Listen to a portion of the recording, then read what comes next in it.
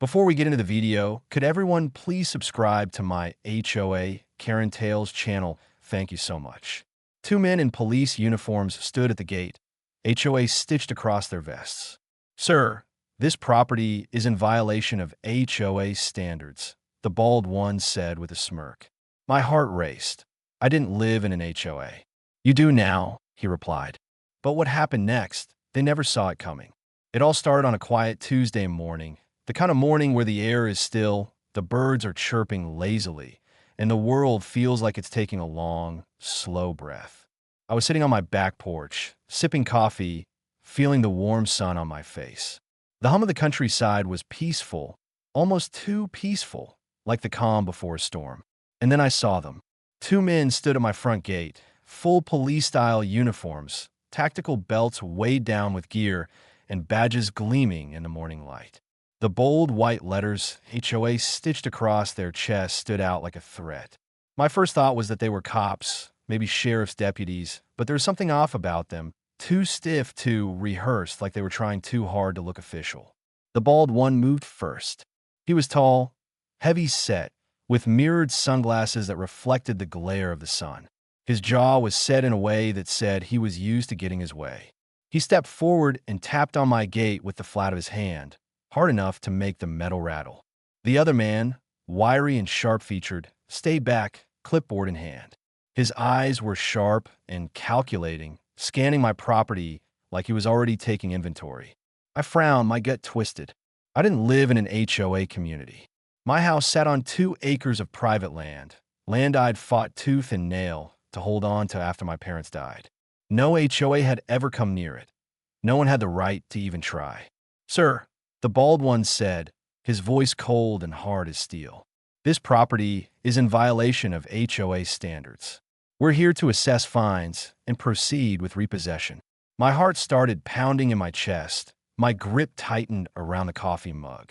I don't live in an HOA, I said flatly. The bald one smiled a thin, predatory smile that made my skin crawl. He took a step closer to the gate. His mirrored sunglasses reflected my own face back at me. You do now, he said. The wiry one stepped forward, holding up the clipboard like it was a weapon. As of last week, this neighborhood was incorporated into the Pine Ridge HOA, he said in a matter-of-fact tone. Failure to comply with regulations will result in legal action. This property is under violation.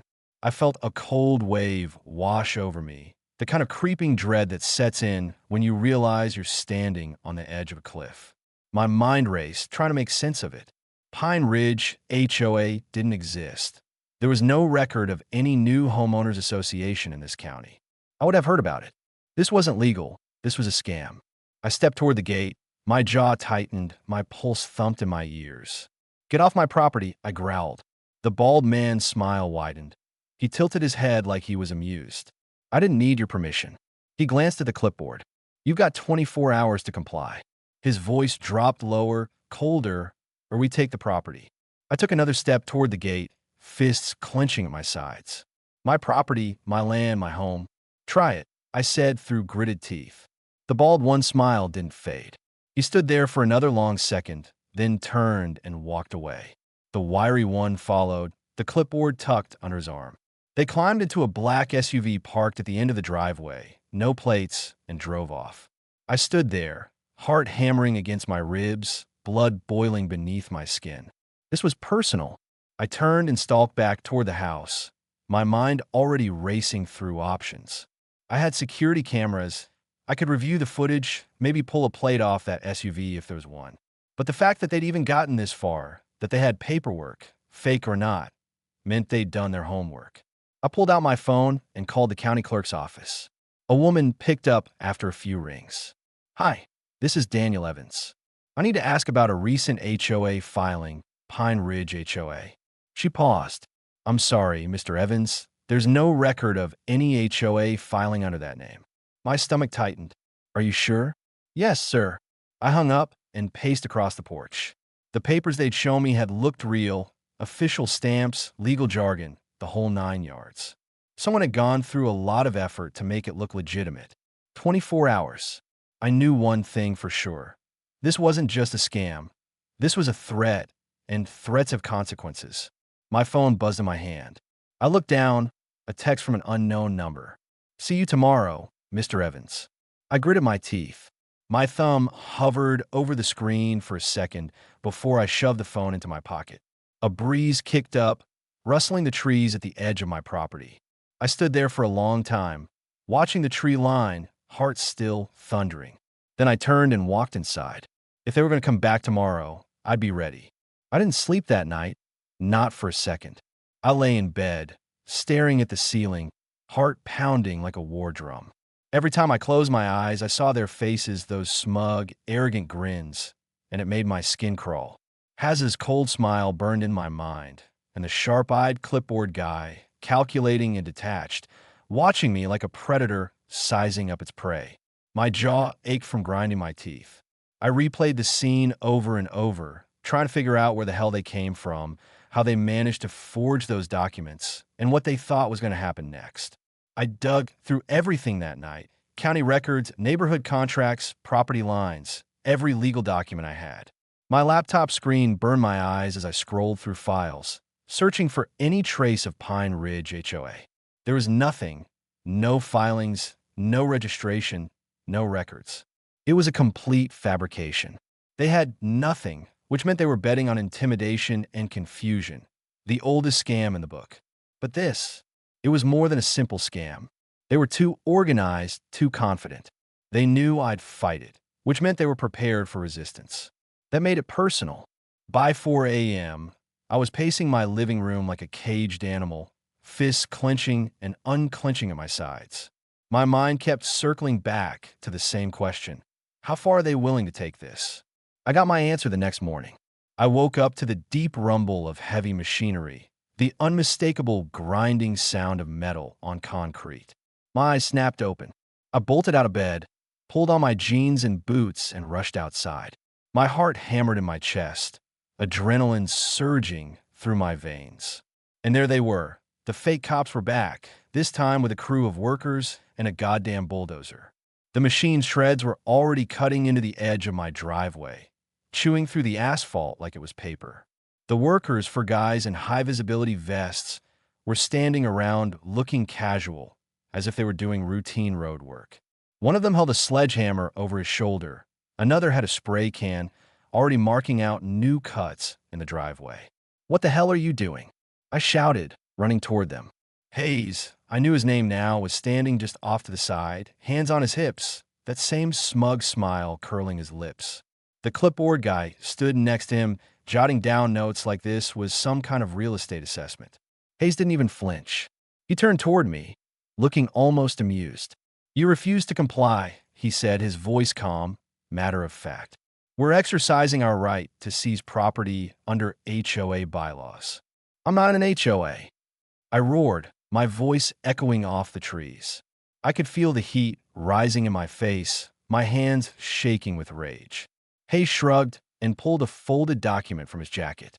He held it out toward me between two fingers like it was a winning lottery ticket. "Not according to this." I snatched it out of his hand and unfolded it. The paper was thick, high-quality stock, covered in dense legal language, stamped with an official-looking seal. It was a perfect forgery, the kind of thing you'd expect from a law office or a government agency, but it was fake. My eyes scanned the text, heart hammering in my chest. HOA filing codes, legal references, jurisdiction claims, all of it was nonsense. My name was on it, along with an official notice of violation and an order to vacate. There was even a court stamp at the bottom, an obvious fake to anyone who's seen a real one.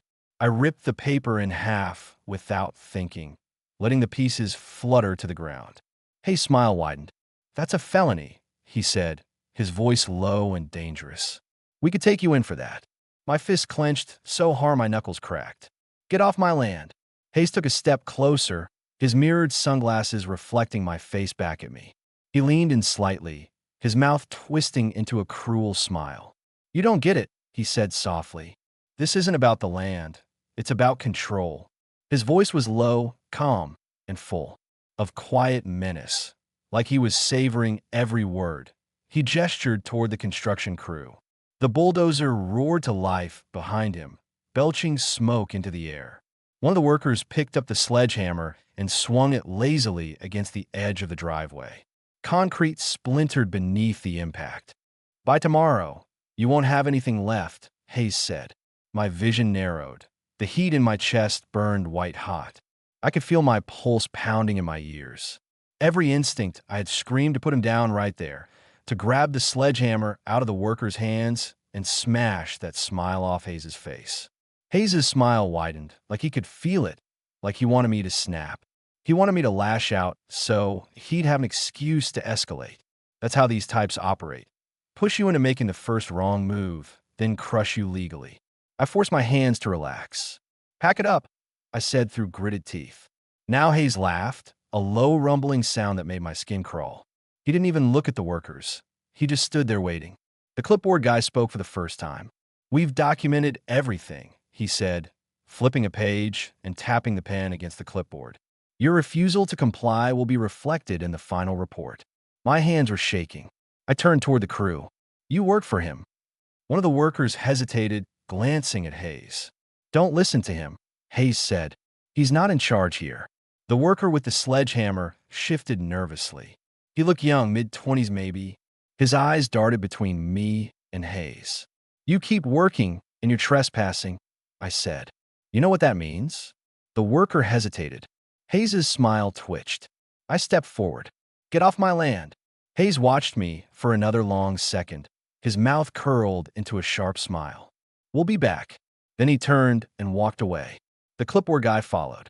The workers hesitated for another few seconds before following them to the black SUV. The engine rumbled to life. The last thing I saw as they pulled away was Hayes leaning out the passenger window, that smug smile still plastered on his face.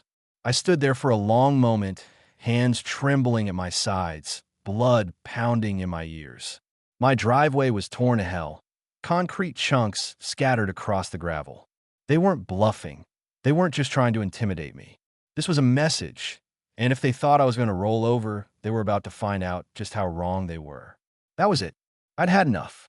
They crossed the line, and I wasn't going to let it slide. They thought they had the upper hand, that they could intimidate me, steamroll over my rights, and walk away laughing. They had no idea who they were dealing with.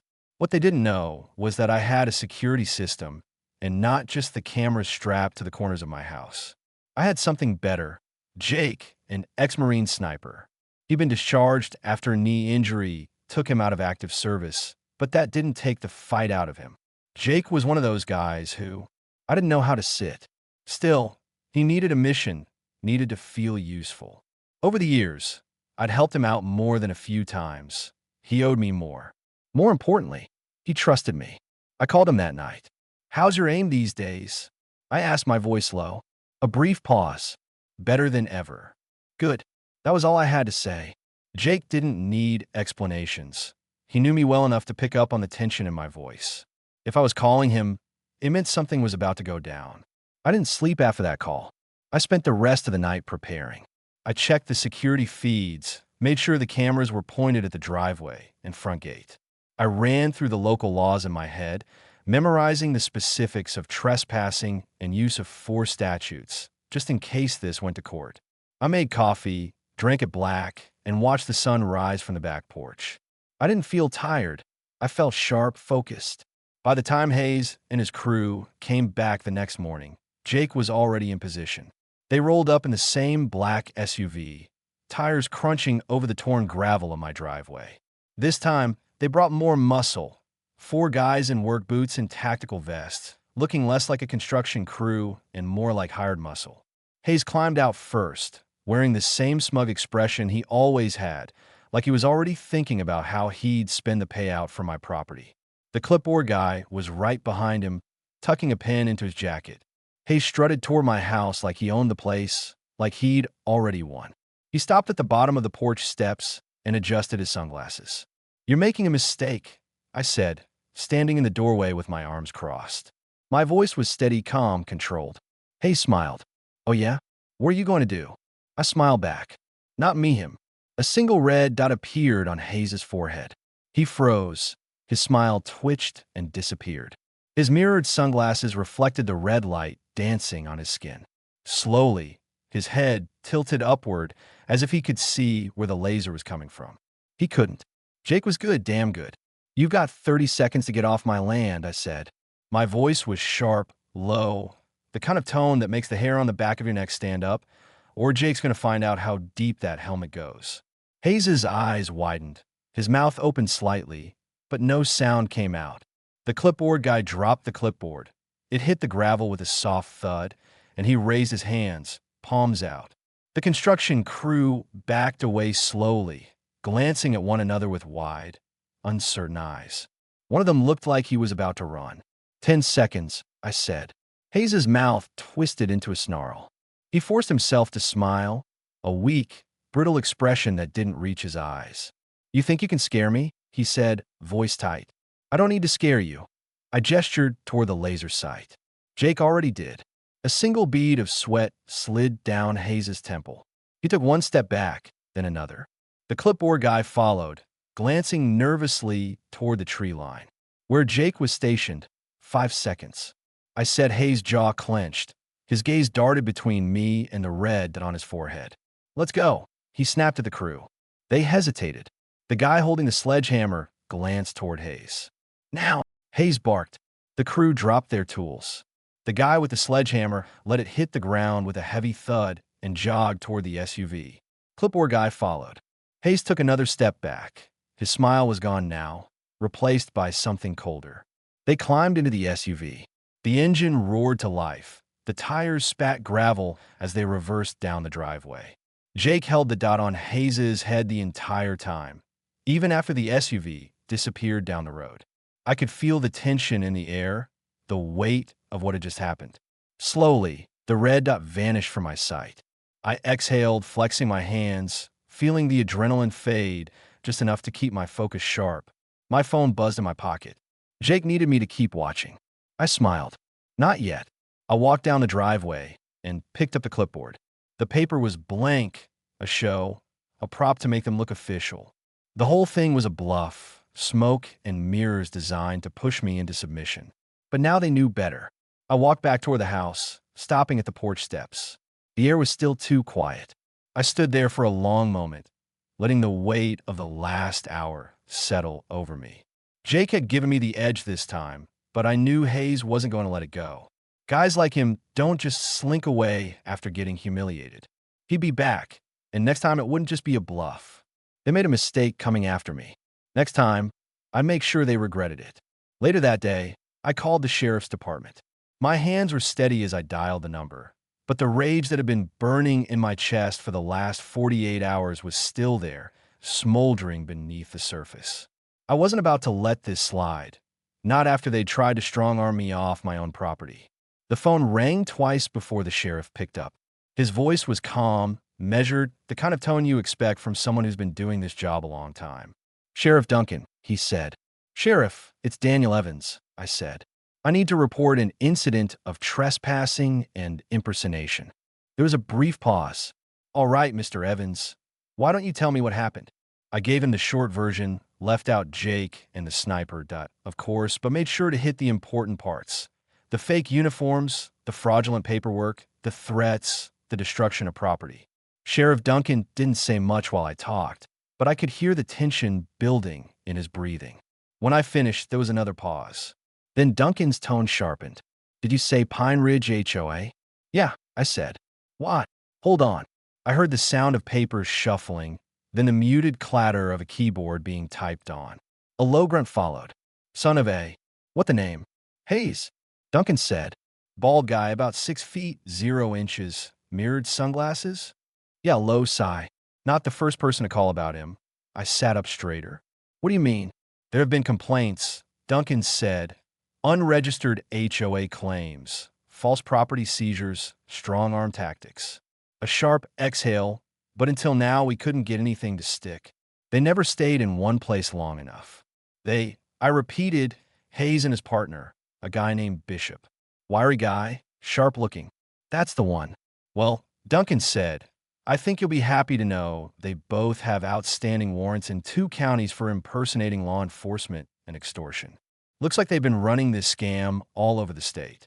My jaw tightened. "So why the hell are they still walking around free?" Jurisdiction, Duncan said. They've been clever, never stayed in one place long enough for the charges to stick. But if you've got evidence. I do, I said.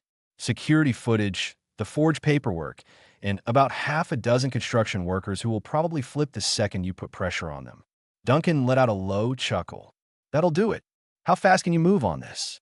I'll have a warrant by the end of the day. Good. Anything else I should know? Duncan asked. I hesitated. Yeah, Hayes isn't going to back down easy, I figured. Duncan said, we'll be ready. I hung up and stood there for a moment, breathing hard. The quiet hum of the countryside settled around me. I could feel the weight of it starting to lift just a little, but it wasn't over yet. About 3 hours later, I heard the sound of tires crunching on gravel. I stepped out onto the porch and saw two black and white sheriff's cruisers pulling up the driveway. Four deputies climbed out, hands resting casually on their holsters. Hayes's SUV was already parked at the edge of the road, and he was standing next to it, talking to Bishop. I watched from the porch as the deputies approached them. Hayes, one of the deputies called. Hayes turned, smiling that same smug smile, the one that made my skin crawl. He said something to Bishop, who gave a small nod, and then turned toward the deputies with his hands out, palms up, like he was about to explain a simple misunderstanding. That smile didn't last long. I saw the moment Hayes realized what was happening, the exact second the deputy reached for the cuffs. His whole body tensed. His mouth opened to protest, but the deputy was already on him, turning him around and locking the cuffs over his wrists with a quick, practiced motion. What the hell is this? Hayes growled, twisting his head around. You're under arrest, the deputy said calmly. Impersonating law enforcement, extortion, destruction of property. That's Hayes's PAT. He jerked against the cuffs, but the deputy had a solid grip on him. Bishop tried to back away. Too slow. The second deputy was already there, pulling his arms behind his back and snapping the cuffs into place. I walked down the driveway, hands in my pockets, watching as the deputies loaded them into the back of the cruisers. Hayes caught sight of me through the window. He didn't look in. Not yet. He looked surprised. You think this is over, Hayes? Said his voice muffled through the glass. I smiled. Next time, try knocking. The cruisers pulled away, kicking up dust as they rolled down the driveway. I stood there, arms crossed, watching until the flashing lights disappeared around the bend in the road. A slow sense of relief settled over me, but it wasn't complete. Hayes was a cockroach. He'd been doing this for too long, and guys like him don't go down easy. Sure, he'd sit in a cell for a while, maybe even do some time, but I had a feeling this wasn't the last I'd hear from him. My phone buzzed in my pocket. I pulled it out and saw Jake's name on the screen. Need me to keep watching? Jake's voice was casual, like he was asking about the weather. Nah, I said. I think they got the message. There was a pause. Then Jake chuckled. Still might be a good idea to keep an eye on things. Yeah, I said, looking toward the horizon. The sun was starting to set, casting long shadows across the trees. The air felt heavy, like the storm hadn't quite passed yet. I slid the phone back into my pocket. Jake was right. Hayes was out of play for now, but something told me this wasn't over. I turned toward the house, climbed the porch steps, and leaned against the railing. My newly repaired driveway stretched out in front of me, fresh asphalt, clean lines, good as new. But I kept Jake on speed dial, just in case.